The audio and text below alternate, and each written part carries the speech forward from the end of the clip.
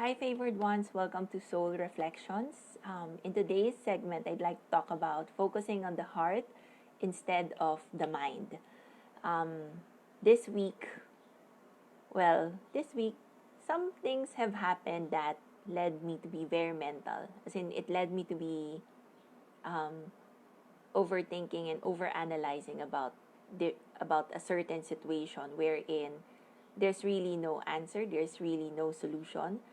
Um, if I were if I were still um if I were still the same as before, wherein I tend to focus on my thoughts so much, I would have had a mental breakdown.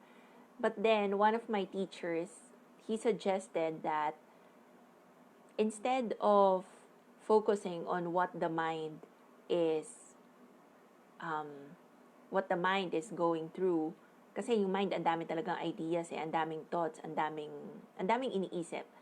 Instead of focusing on the mind, focus on the heart. Because the heart, it houses the purity. It houses the positive emotions. And, so, surprisingly, when I practiced that, I felt all concerns and worries immediately lifted away. Of course, I had to do it often. Kasi, syempre, di ba, nawawala naman yung focus sa heart paminsan-minsan. And babalik ulit at babalik sa mind. But the practice is not to be frustrated with what the mind is thinking of. The practice is to go back within the heart. When you catch yourself overthinking, when you catch yourself overanalyzing, that's the practice of mindfulness. When the mind is very agitated, there's a lot of thoughts, and the thoughts are not really serving you, the thoughts are not really helpful at all, lalo na yung mga what if scenarios na walang katapusan na what if, it's time to focus on the heart. All you have to do is bring the focus back inwards towards the heart and simply release whatever the mind is thinking. At the end of the day, at the end of that practice, the mind will follow what the heart is actually saying, because the heart will always have a message. And when the heart is peaceful, when the heart is still, the mind follows. And I couldn't help but relate it to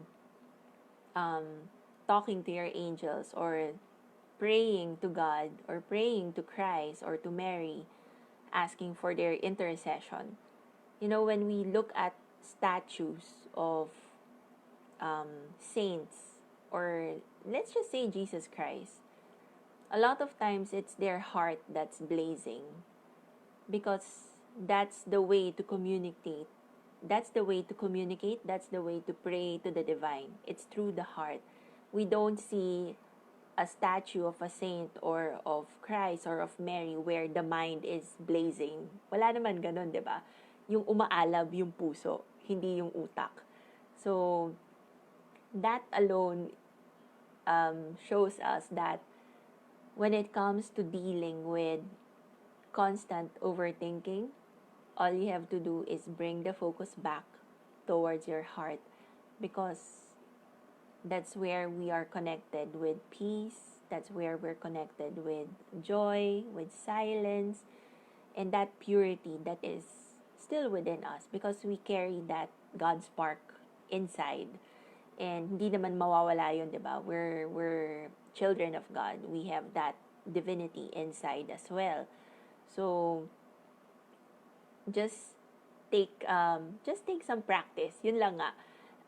Siguro for those who are meditating, those who are practicing silence, especially when you're practicing contemplative prayers or meditation or journaling, it's easier for you to go back to your heart.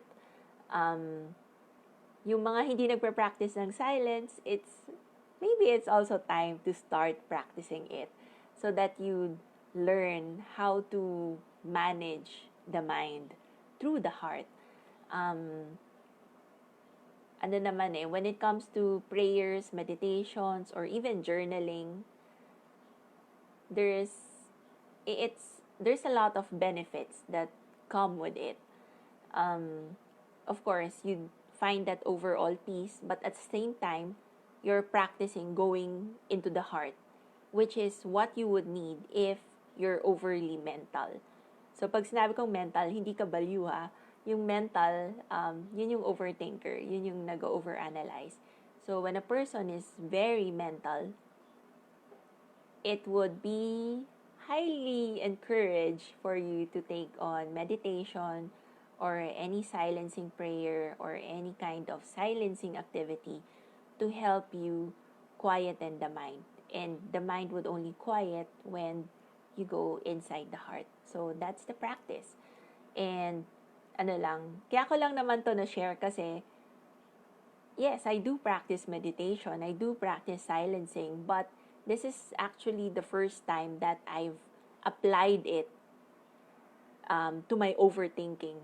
Kasi, ano pa rin naman ako I still tend to go back to my old self na highly analytical and highly, ano, very high function yung mind. So, hindi siya mawawala because it's a good thing. Having being very analytic, having that critical mind is also a strength. But then, when it's already too much, when it's already excessive, it becomes cons. Parang naging disadvantage siya. Hindi na siya mabuti. So, too much of anything can also be bad. It can also be negative. So, when you're already overthinking, just remember to go back to the heart. And if you don't know how to do it, maybe it's time to start your practice of silence, whether it's through meditation, through prayers, or as simple as journaling, or even artwork. That would help a lot. I hope that has helped you for this week. All right.